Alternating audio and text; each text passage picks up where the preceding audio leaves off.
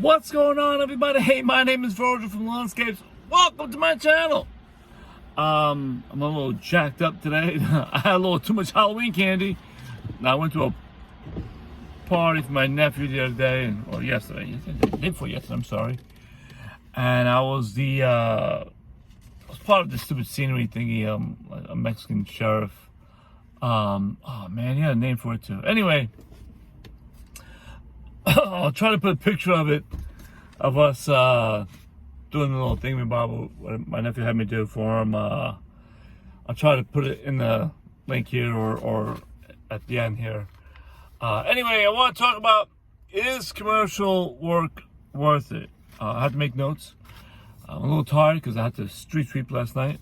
As some of you might know, we street sweep parking lots. Anyway, before we get into that, let's see what's in my cooler.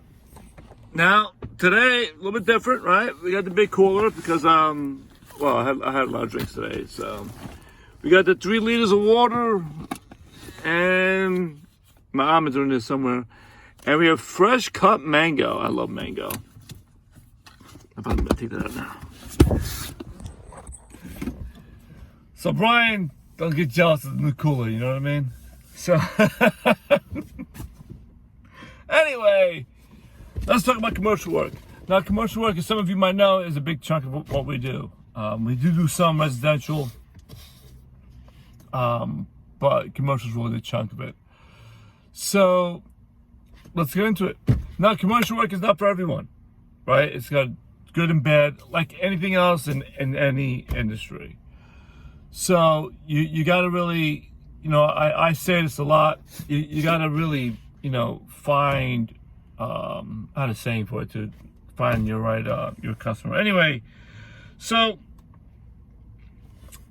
one of the bad parts about doing commercial work is time-wise of getting paid, right? So your contract might be 2 weeks, next day, 30, 60, 90 days.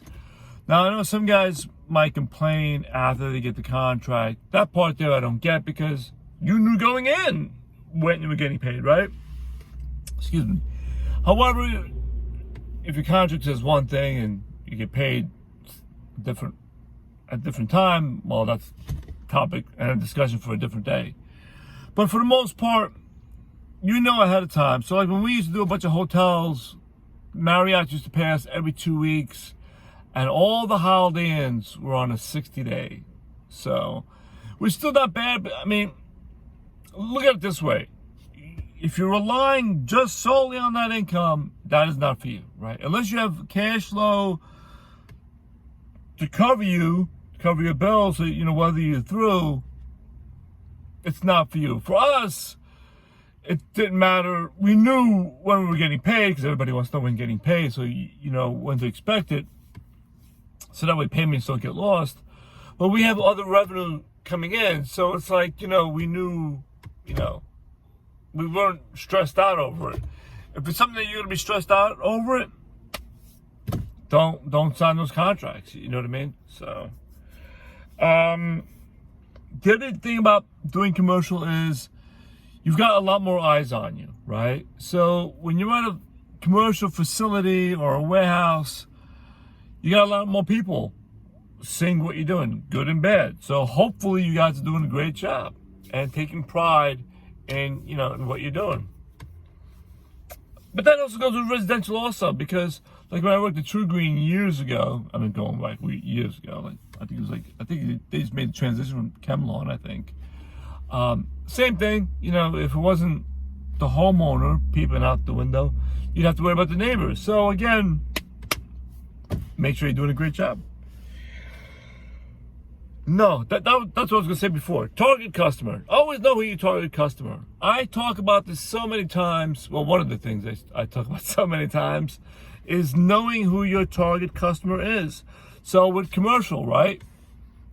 Go after the bids of properties that you can handle. If you're a solo guy, go after the commercial sites that you can handle by yourself, or 1 or 2 guys. Let's say you have your son, or you have a one guy, you're a two-man show. Nothing wrong with that. There's plenty of small shopping centers, little warehouses, the little HOAs that have like, 30 units or whatever. They're great. Think about it. There's almost no windshield time. You go in there, you drop your gate, or depending on what kind of setup you have, and you're off to the races, and you're not driving as much, right? Which is, we all want that, right? At least I would hope we all do. The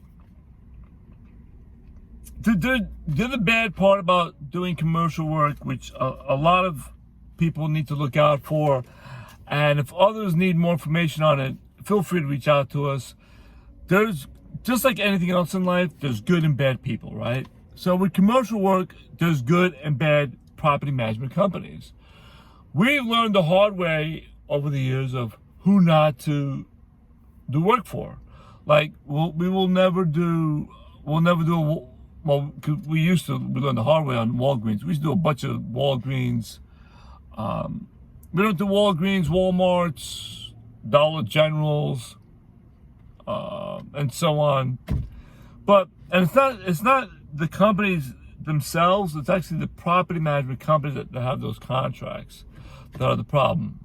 And some people have no issue, but there's a lot of people that do. So, and again, whether you're mowing, plowing, or street sweeping parking lots, I'm sure there's other industries, but for our industries, we try and know. And the other thing also that I can tell you about property management companies, do your best. Obviously, run your business the way you want to run it. If there's one thing that I can tell you about property management companies, do your best not to do any business with third-party property management companies. Unless that property management company owns that property, we don't do it. You can do it if you want to. The problem is you might have to chase your money here and there, or you might not get paid. We, however, we do not do any business with any third-party property management companies. We've been burned so much over the years with third-party property management companies years ago, never again. Hence one of the reasons why we don't do Walgreens anymore. We used to do a dozen of them. We don't mess with them anymore. Again, nothing wrong with the company itself. It's the property management company. And then, yes, I had to write this down. Oh, listen, if you get any value from my videos, hit the like button. If you like if I get you to put my costume in here, put a little boat on there. And hit the like button, man. So, and if you like mango, I would hope you hit the like button. Anyway, what have we got here? A lot more money and exposure. So obviously there's a lot more money in commercial than there is in residential, right? Would you agree? So, just like residential, there's always add-on services. And with commercial, your add-on services are a lot bigger, right? So in theory, if you think about it, bigger, more money. And what was the last thing I wrote down? Oh, exposure. You get a lot more exposure, I think, doing commercial. I mean, think about it. If you're doing a shopping center or a warehouse and there's employees there going in and out where there's a lot of high traffic, and let's say your trailer has a sign on it, or your truck is lettered, or let's say you have an enclosed trailer like we do, and it's wrapped, and you guys are wearing the t-shirts. You have a lot more exposure. Again, back in your mind, remember, you got to make sure you're doing a good job, but you're getting a lot more exposure for your business. So that person might want to hire you, one of the employees that works there, or they might recommend you. They might say, hey, listen, this guy we saw this company, or these guys do the work at our warehouse. They do a phenomenal job. You know, why don't you give them a call? I hope that helps anyone. I'm going to try to put out more stuff on commercial, since that's really more our thing. Like I said, we do residential. I don't want to give out the number unless we do it live. I'll talk about it, and I'll try to show you our software, because I don't want people thinking, bad or whatever. I guess we do a lot compared to solo guys or whatever. But anyway, I'm trying to make my channel more uplifting for the solo guy, because too many of them fail, and too many of them I feel like don't have the right avenues, because there's good data out there and there's bad data, right? And sometimes you don't know what you don't know. And I'm not saying that I know everything. I mean, granted, I've been in this industry a long time. And please feel free to fact check me. And if you do fact check me, hit me up, because that'd be kind of interesting, actually. Anyway, I hope you guys are doing well. Hit the subscribe button. I love you. If you have any questions, just hit me up.